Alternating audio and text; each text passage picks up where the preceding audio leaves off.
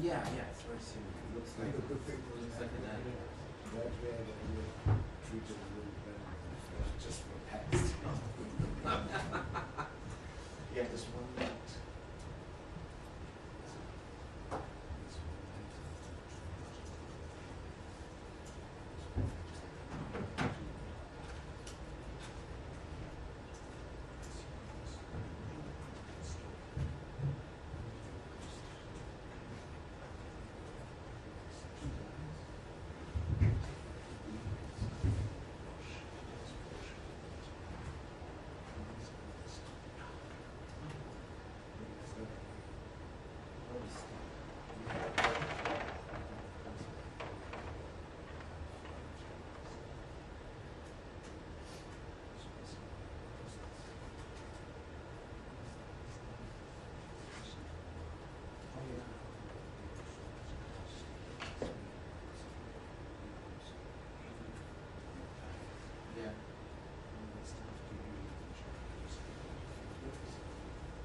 Yeah. It's funny. Yeah. Yeah, that was a few years ago. There was an engagement also in the late 90s, early 2000s. Hey.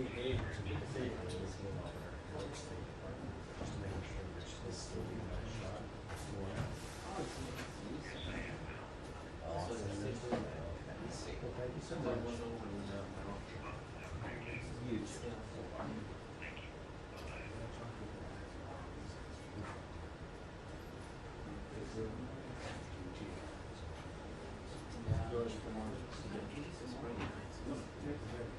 They don't arrest anyone. They suggest someone. They don't have to pay back.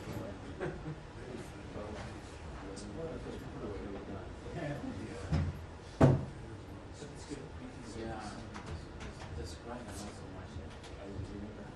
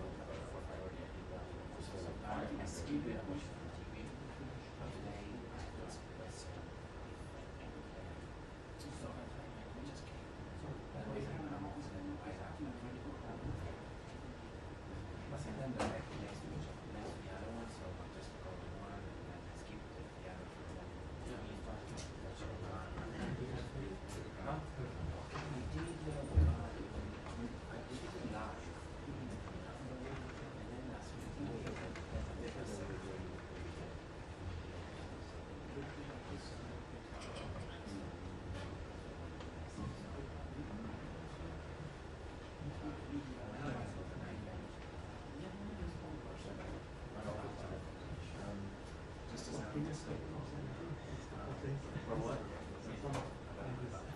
So you're gonna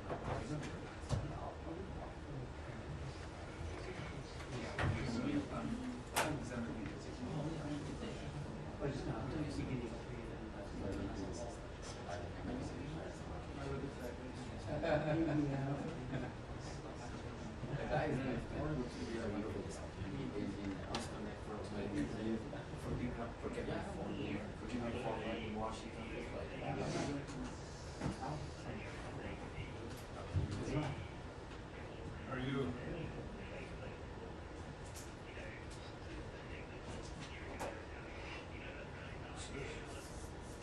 That's all. Yeah. Because this new law is not.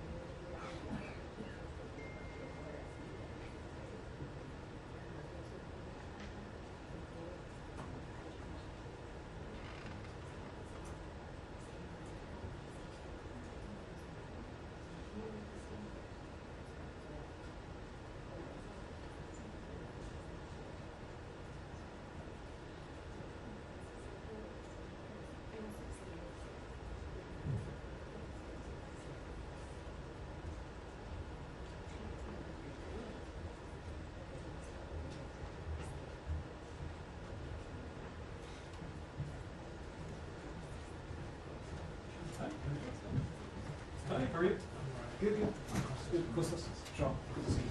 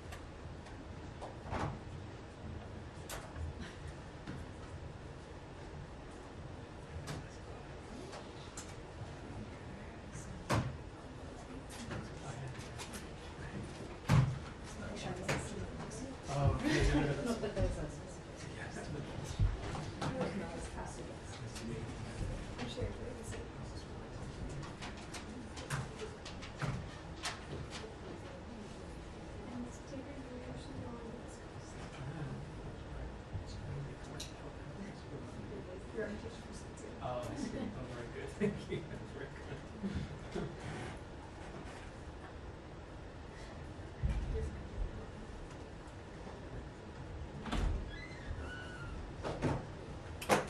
Good afternoon, everybody.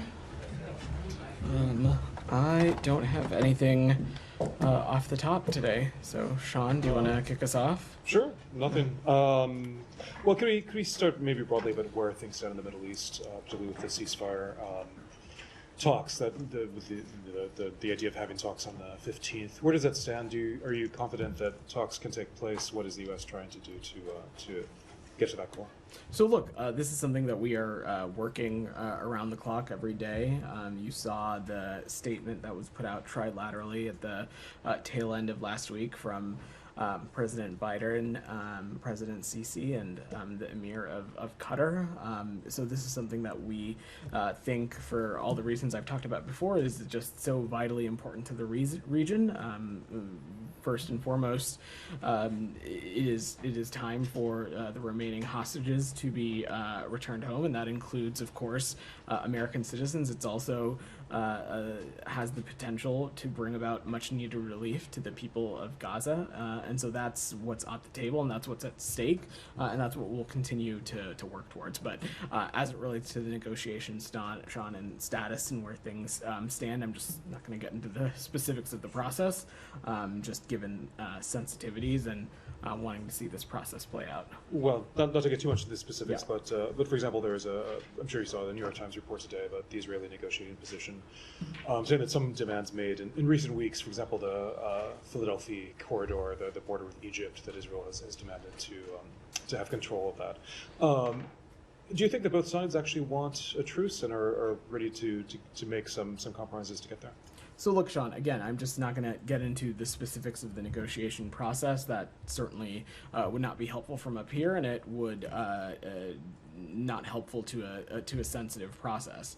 On whatever the reporting that is out there, Sean, I've seen those reports, and I'm certainly not going to get into alleged documents or comment on private diplomatic conversations. I'll also say that, the media says a lot of things, government officials say a lot of things. What I can say from the U.S. perspective is that we are so clearly committed to this because we think it is in the vital interest of the region. As you've heard me say, we think that a ceasefire deal has the potential to create conditions so that hostages can release, so we can see an increase in humanitarian aid, and more broadly create conditions for diplomacy to get the region out of this endless cycle of violence. And I will also just note what I said yesterday, that Prime Minister Netanyahu confirmed that his team will be at the ceasefire talks on Thursday, and that they'll be prepared to finalize the details for implementing the deal. But I'm not going to get more specific beyond that. Do you know where the talks would take place? I don't have any updates on that. Just one more for you before I pass on. Yeah. The other the Iranian aspect of the equation, if you will. Obviously, there have been talks. I know the secretary spoke yesterday with the Turkish foreign minister, with the Iraqi prime minister, about this and other issues. What's the assessment now? Do you think that is there still a fear of Iranian retaliation and expectation of that? Where do things stand now in dissuading them potentially? Thanks, Sean. So I don't want to speculate on what actions the Iranian regime might take, but I will say, as the Secretary has said repeatedly, no one benefits from any kind of retaliation. And what we've been engaged on is intensive diplomacy with allies and partners who are helping us communicate that message to the region, including directly to Iran. And a number of ways in which we're doing that is through, of course, some of the counterpart calls that you have seen the Secretary participate in over not just yesterday, but over the past 2 weeks now. We're also communicating this message directly to Israel, and also reiterating that our commitment to Israel's security is ironclad, and we'll continue to defend Israel against attacks from Iran and Iran-backed terrorist groups, just as we'll continue to defend American personnel. But everyone in the region should understand that further attacks only perpetuate conflict, instability, and insecurity for everyone. And so what we're focused on is intensively on de-escalation through diplomacy. Go ahead. Welcome. Thank you Since very your much. First day. Thank you. Yeah. So is there any communication between the US and Iran at the moment?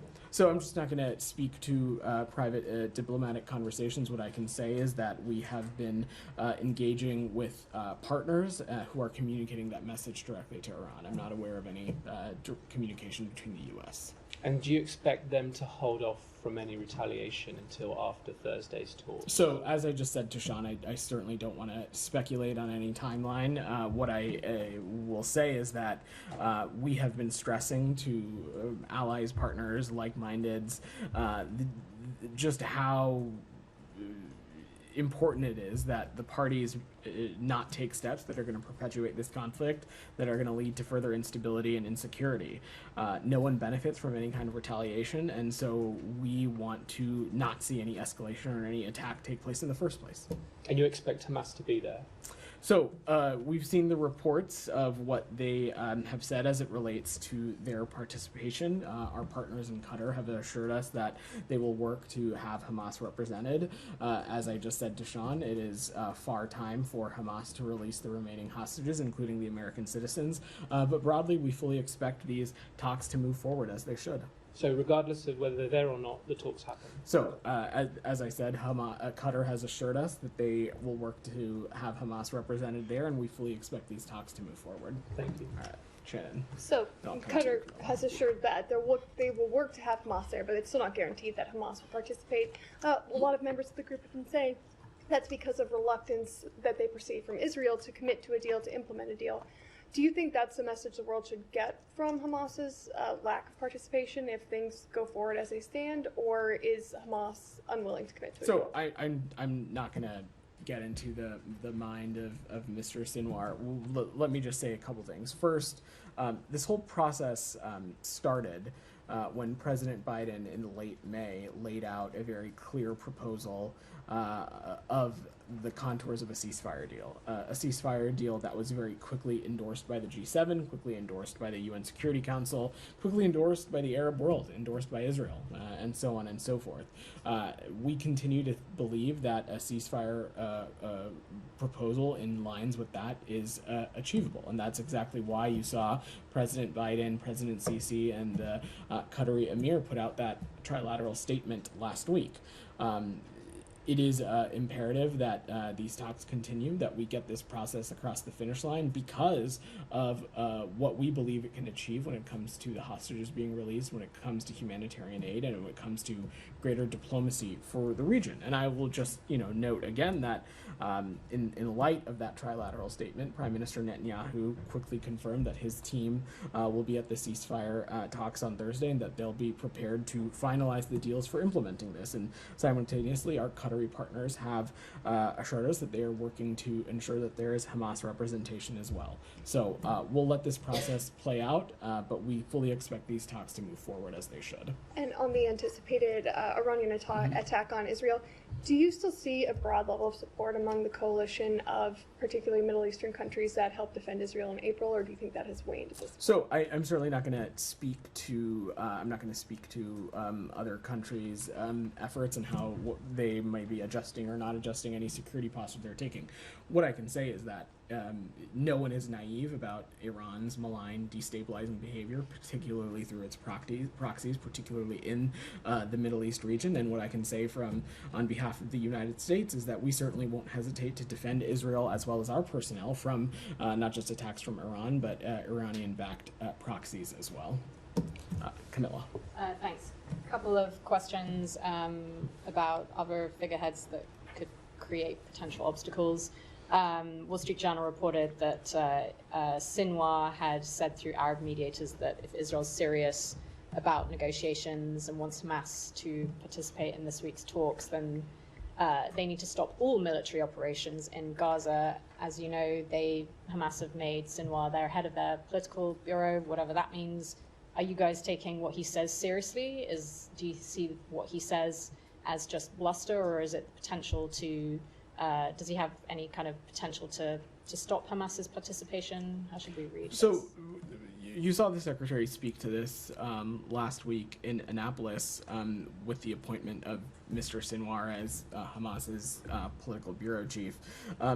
From our point of view, that designation didn't change anything. Over the course of this whole process, over the course of this whole conflict, it has been clear to everyone that Mr. Sinoir continues to be the decision maker. And when it comes to the future of the Palestinian people, when it comes to the ability to alleviate some of the suffering and to alleviate some of the dire situations that we're seeing in the Gaza Strip, ultimately that is also up to Mr. Sinoir. In response to the trilateral statement that was put out last week, the Israelis have confirmed that they will have a team present ready to continue and carry forward these talks.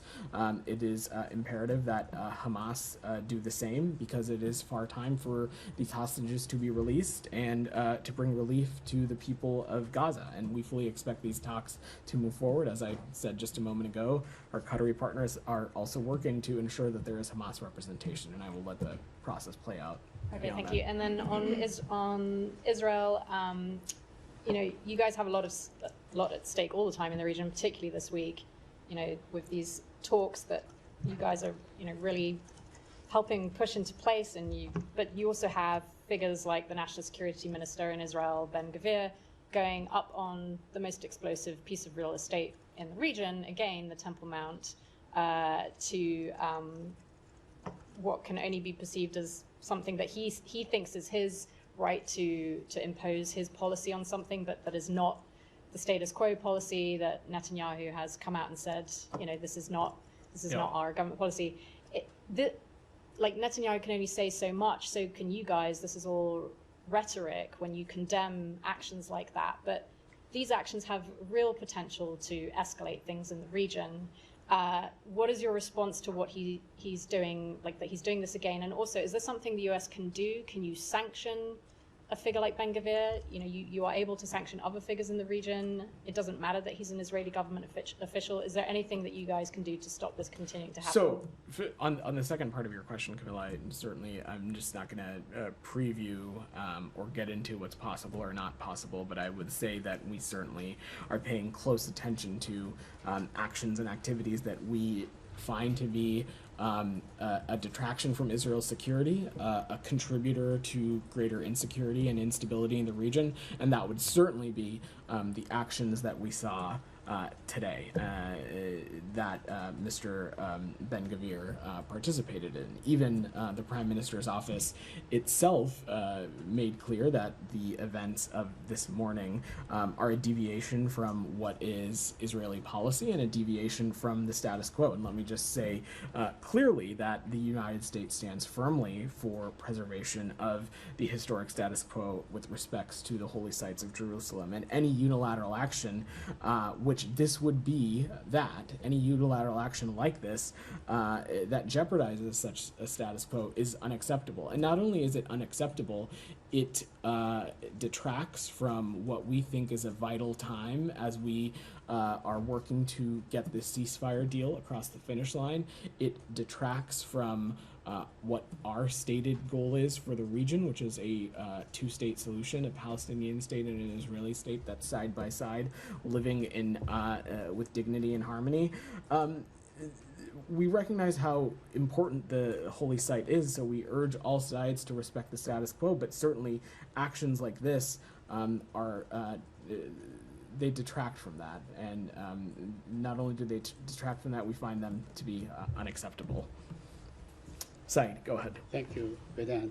First, on the Secretary's trip, what does he hope to achieve this time around that he was not able to achieve in the past 8 trips? Well, Said, I don't have any travel for Secretary Blinken to preview at the moment. What I can say is that as it relates to the Middle East region, the Secretary is laserly focused and engaged on the region through calls with his counterparts, through calls with other leaders. He has been working the phones for the past number of weeks, continuing to echo the same message, which is we are close to getting this ceasefire deal across the finish line. It is vital for the release of the remaining hostages, including American citizens. It is vital for a surge in humanitarian assistance, which we believe will help alleviate the suffering that we're seeing in Gaza.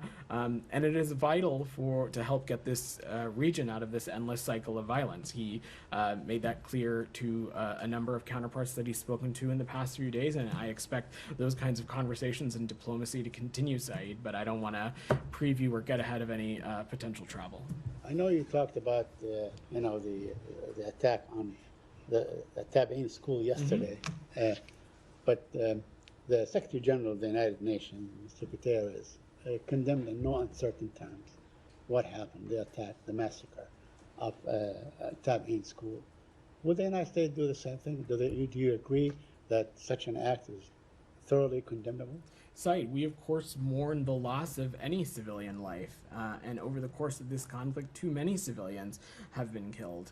But also, as I said yesterday, the reason that we are even having this conversation is because Hamas continues to have a track record of not just using civilians as human shields, but co-locating itself among civilian infrastructure, co-locating itself among what normally would be facilities that have protected status, but when they become fronts for potential militant operations, certainly they have the possibility to lose their status. That does not minimize or diminish the moral and strategic imperative that our partners in Israel have to take every possible step to ensure that civilian casualties are minimized. Both of those things can be true. So do you have any evidence that actually militants were there at the Tabain school? As we said yesterday, Said, we have been in close touch with the IDF on this and continue to discuss with them. But I will also let them speak to their own military operations. I understand, but what you're saying that they have a track record, but that is dependent on what the Israeli army says, correct? This is their operation. I will let them speak to it. Okay. Now, a couple more questions on the New York Times is reporting that Israel is less flexible now on the negotiations. Seems that, and in fact, by statements by the Prime Minister himself and statement by the Defense Minister, you have Gallant saying that the Israeli Prime Minister has really backtracked from the position on the proposal that you mentioned on May 31 by the President. So, do you think that the Israelis have backed down, or at least the Prime Minister has backed down from what he's agreed to earlier? I'm just not going to categorize it, Said, and answering Sean's question or our new colleague's question. I said that I'm not going to get into the specifics of this ongoing negotiating process. I can tell you that the reason that the United States continues to lead on this and engage on this is because we believe it is vitally important to the region. And again, I will just note that when it comes to our partners in Israel, they've indicated that they will have a team present to continue to finalize on implementing this deal. But beyond that, I'm just not going to get into specifics.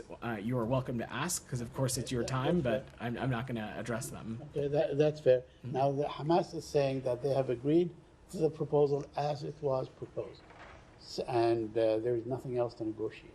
Is there anything else to negotiate? Are there details that still need to be negotiated? So me answering that question would be me speaking about the negotiating process from a podium like this, which I think is wholly unhelpful to the process. So I'm just not going to do that. Thank you. Yeah.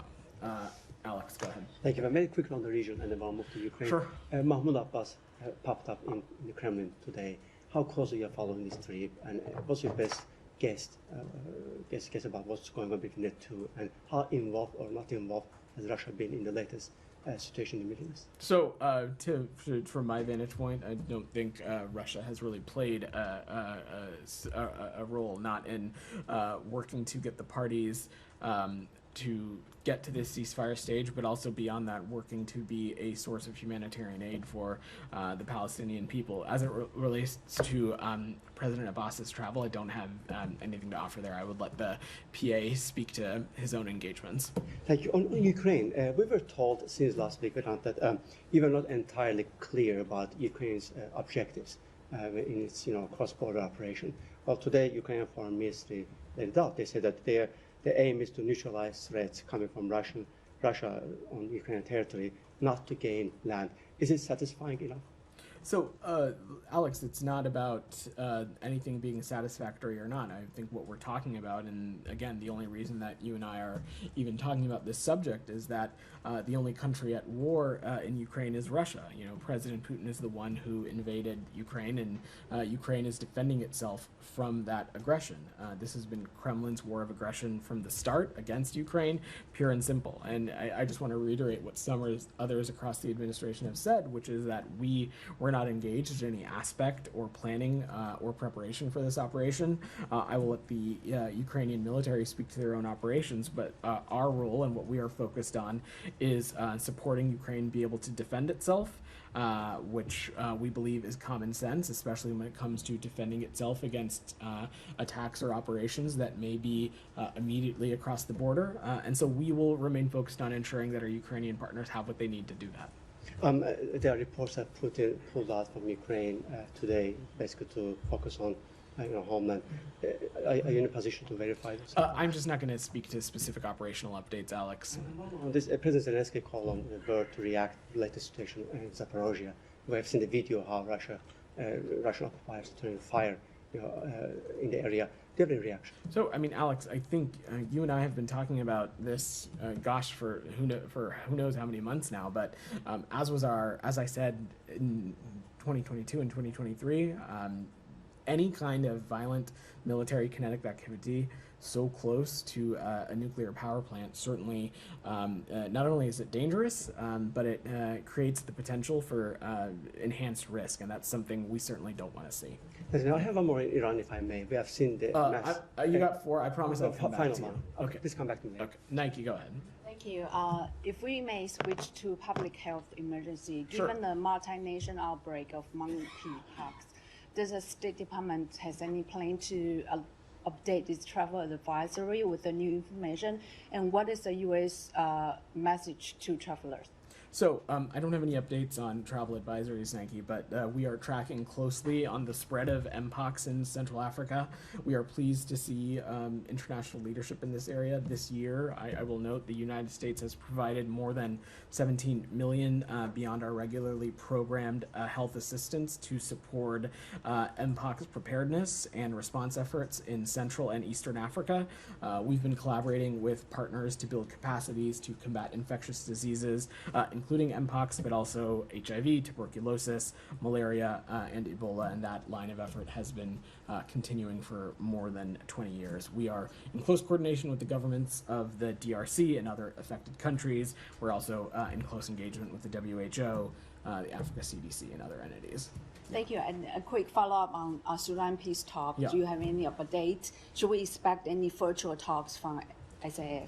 So in terms of format, Nike, I'm not in a place to speak to that. Unfortunately, though, the SAF yet have not agreed to participate in talks in Switzerland. We are disappointed that that is causing a delay of beginning talks with both parties participating, but these talks will continue. We expect them to move forward. In the Jeddah Declaration, both the SAF and the RSF committed to expanded discussion to achieve a permanent cessation of hostilities, and I know that is what Special Envoy Perriello, Special Envoy Hammer are hoping to see come out of this as well. Thank you. Go ahead. Thank you, Vedant. Yeah. I know you've been asked about the Iranian aspect in the negotiations. Today there were reports that the Iranian may send a delegation to the negotiations. They disputed that, but were they offered to be on the table of the negotiations? So I'm just not going to speak to the specifics of the negotiation process. It would, so I will just leave it at that. I don't want to get into the details. And on Hezbollah and Israel, should a retaliation happen now? If I know you are trying very hard to avoid an escalation, but if there's a response from Hezbollah, do you have a sense that Hezbollah or Israel understand the red lines, at least to not go on a wide-scale war? We are taking every possible effort to ensure that all relevant actors understand that any kind of activity that we think is going to cause further instability, insecurity, cause further escalation is wholly unhelpful, certainly at a time like this. I will also just note, though, that we, of course, stand ready to defend our partners in Israel and defend them from attacks from either Iran or Iranian proxies, but we are working around the clock. Secretary Blinken is, through engagement, through diplomacy, to try and de-escalate and try to ensure that something doesn't happen. But this is a process that we're working around the clock. One more question on Sudan. What outcome are you, aiming to achieve if the Sudanese army aren't on the table? So, look, these talks will go forward without them. It is our hope that maybe they have a change in decision and they find a way to have a representative in Switzerland. We certainly would welcome that, but again, the ultimate goal here continues to be a cessation of hostilities nationwide. Thank you. DR, go ahead. Thank you, Vedant. Yeah. Going back to Secretary Blinken's phone call with the Iraqi Prime Minister. So was this call just to talk about concerns over the Iranian-backed groups in Iraq to attack the U.S. forces, or does the Secretary Blinken send any message to Iran through the Iraqi Prime Minister as they are enjoying a very good relations with Tehran?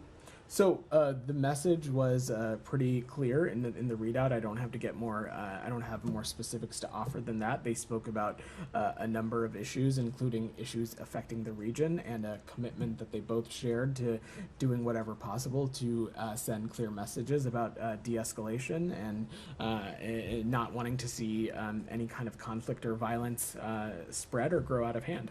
And then last time when Secretary Blinken spoke with the Iraqi Prime Minister, they were discussing the protection of the U.S. forces in Iraq. But in less than 24 hours, the Iraqi militia groups attacked the U.S. forces in Iraq and injured 7 U.S. personnel in Al-Assad base.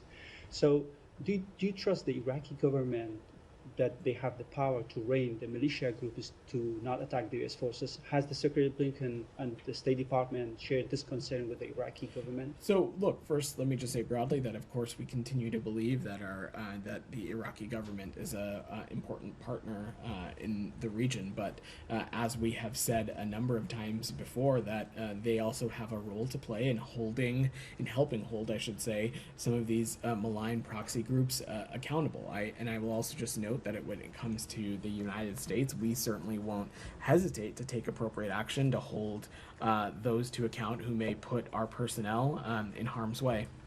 Yeah, go ahead. Thank you. Yeah. I have a question on South Asia. Before that, I have one on the deadliest Israeli strike on Gaza. You talk about this in detail and express your concerns. But at the same time, it looks like you're also supporting the slaughter of innocents in the name of self-defense. New polls show that majority of Americans, especially the young Americans, disapprove Israeli actions in Gaza. How do you explain this to Americans? Because their taxpayers' money, U.S. government is providing bombs, small arms, and other forms of aid to Israel. So, and secondly, sir, how would you define the current policy of this administration, which is like keep expressing concerns and keep providing bombs? So first, I think I would just reject the overall premise of that question. I could not disagree with it more. Let me just be very clear. Any number above zero of civilian lives lost is wholly unacceptable to us. It is deeply, deeply troubling and unfortunate that we find ourselves in a scenario where we have a belligerent like Hamas that continues to use civilians as human shields, that continues to utilize civilian infrastructure and what should be protected facilities as safe haven.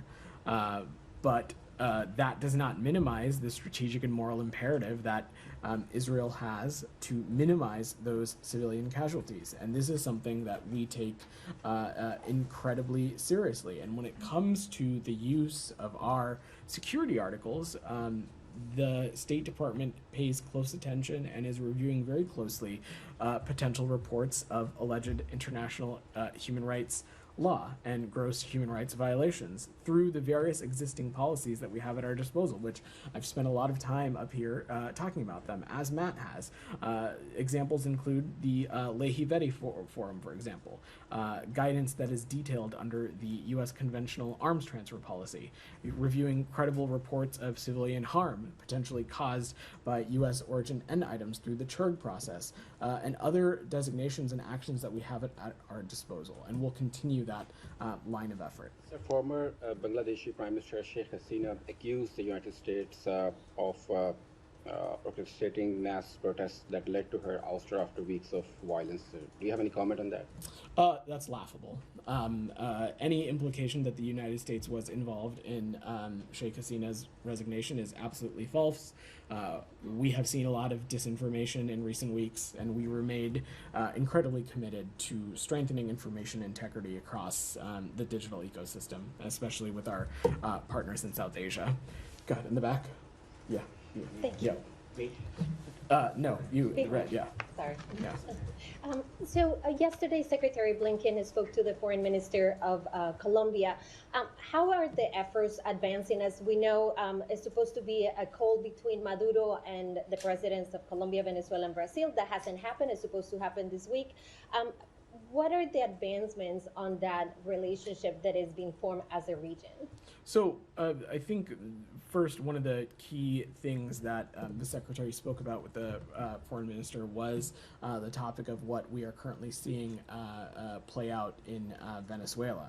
And so 2 weeks after the elections in Venezuela, it has become abundantly clear, not just to the majority of Venezuelans, but the United States and a growing number of other countries, that Edmundo Gonzalez Urrutia received the most votes on July 28th, and Nicolas Maduro must accept it. More than 80% of the voting tally sheets published by civil society and the opposition and corroborated by independent observers, including the Carter Center, indicate that he received the most votes by an insurmountable margin. And so what we are focused on, the U.S. along with other international partners, including countries like Brazil, Colombia, Mexico, have called for transparency and called for the release of detailed vote tallies. And we urge Venezuelan parties to begin discussions to a peaceful transition back to democratic norms. And during the call, they talked about the role of the OAS, and as your statement reads, they wanted the region to speak with one voice and have the OAS as a central group. Is that possible? The Foreign Minister of Colombia released a statement just a few hours ago in which he says that he made clear the position of Colombia on the OAS, and we know that during the vote, the U.S.-led resolution with Uruguay and other countries failed to pass with 17 votes, and Colombia actually abstained. Is it possible to go back to the OAS to have a conversation? That is certainly that is our hope, and that is our goal, and that's what we hope to use the OAS as a vehicle for. And Crane, go ahead. Just Haiti. Okay, go ahead. During the call, it was also Haiti. What is the role that Colombia will play? According to the Foreign Minister, they offer to help the United States in their efforts to stabilize Haiti. So I don't have any specifics to share beyond the readout. Look, Haiti continues to face dire insecurity, and certainly any country willing to play a productive role in helping with that would certainly be a welcome thing, but I will let the Colombians speak to their own engagement. Prime, go ahead. Thank you for that. Yeah. Yesterday, the department commemorated the 75th anniversary of the Geneva Conventions. It said, quote, the anniversary is a fitting occasion to reaffirm our commitment to respecting international humanitarian law. The prosecutor of the International Criminal Court for violations of the Geneva Conventions are often addressed, seeks arrest warrants against Benjamin Netanyahu as well as Hamas leadership. Netanyahu was just welcomed by Washington. Just in recent days, the department said it wouldn't sanction a unit accused of war crimes, including binding, gagging, and killing a 78-year-old Palestinian American. Israeli forces, as has been discussed, killed over 90 people as they prayed at a school and mosque. The Israeli forces shot an American citizen as he protested illegal settlements in the West Bank.